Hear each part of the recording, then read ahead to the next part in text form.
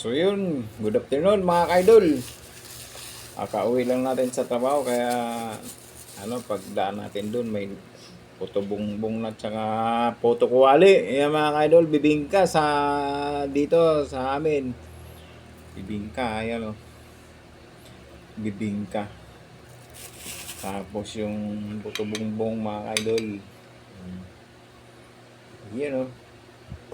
Tara mga idol, kainan na. Masarap to sa may kape. Ayun oh, may kape tayo. Nagkape na tayo. Merienda time. Nag-uumusok pa ang kape. Yung puto kuwali, mainit sana to, lumamig na ngayon.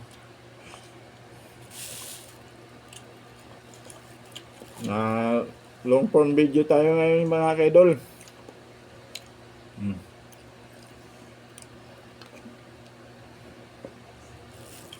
Tara. Kain na. Gusto naman tirahin natin yung puto bongbong. Special mga kaidol.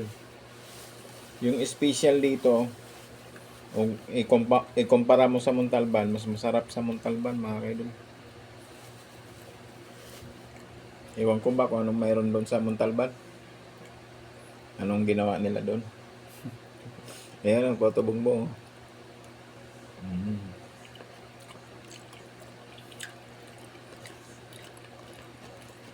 Mundo kasi ito lang mahal dito. Nakabenta lang. Dito yata pang lang mga benta lang. Sa Montalban kasi parang may pangmasas talaga sila. Masarap na, medyo mura pa. Sabihin na natin, parehas ang presyo. Pero ang lasa naman, masarap. Hindi, yun ang pagkakaiba nila.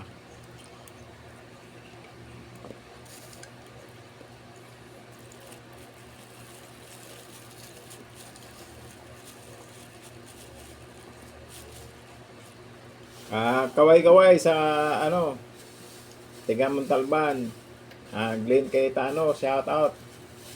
Ang sarap ng puto bongbong mo, tsaka puto kuwali. Namimiss ko yung ganun eh.